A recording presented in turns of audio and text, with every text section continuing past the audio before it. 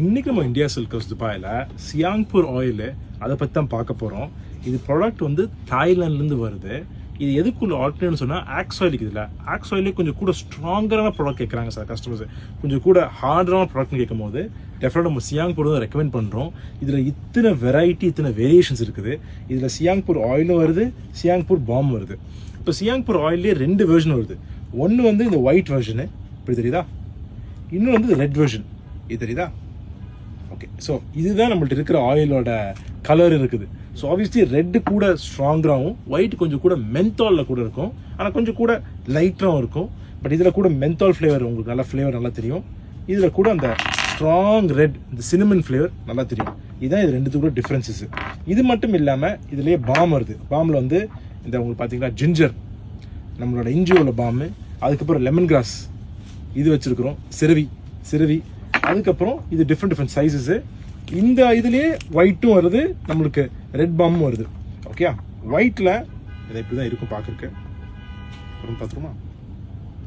So ஒயிட்டோட ஃப்ளேவரிங்கே உங்களுக்கு வந்து கூட இந்த மென்தால் அது வரும்.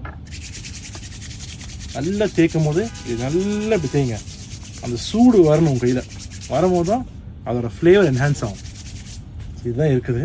இதான் வந்து உங்களுக்கு ஒயிட் கலரில் இப்படி இருக்கும். சரியா? நல்லா ஸ்ட்ராங்காக இருக்கும். பட் அதே நேரத்தில் மென்தால் ஃப்ளேவர் கூட இருக்கும். மென்தால் ஃப்ளேவர் இல்லாமல் எனக்கு வந்து கூட இந்த ஃப்ளேவர் வேணும், இந்த சினமன் ஃப்ளேவர் வேணும்னு சொன்னால் டெஃபினட்டாக இந்த பொருளை நீங்கள் ட்ரை பண்ணணும். வரீங்களா? வீடியோவில் இருக்குல்ல, வாங்க பக்கத்து வாங்கலாங்களேன். ஏன் பயப்படுறிய? ஒரு ஆள் பார்த்துட்டிக்கிறா உங்களுக்கு, பட் வர உள்ளார மாட்டேங்கிறா வீடியோக்குள்ள. சரியா? இங்கே நீங்கள் பார்த்தா ரெட் கலரு, இது பாருங்கள் கலர் பார்த்தீங்களா? தேய்ச்சிட்டு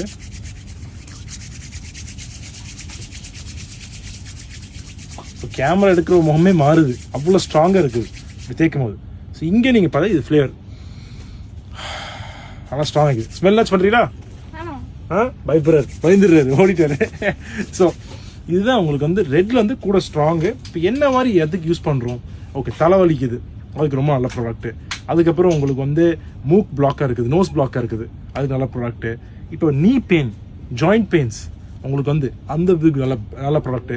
இப்போ முக்கியமான விஷயம், பேக்குக்கு உங்களுக்கு பேக் பெயின் இருக்குது, அது தேய்க்கிறதுக்கு முன்னாடி நீங்கள் என்ன செய்யுங்க, ஃபஸ்ட்டு ஸ்கின்னில் கொஞ்சோண்டு முதல் தேய்ங்க.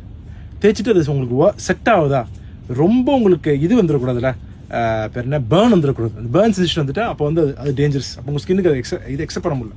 அப்போ அதை ஃபஸ்ட்டு உங்கள் ஸ்கின்னுக்கு முதல் தேய்ச்சிட்டு எப்படி இருக்குன்னு பாருங்கள். ஃபஸ்ட்டு லைட்டாக யூஸ் பண்ணுங்கள்.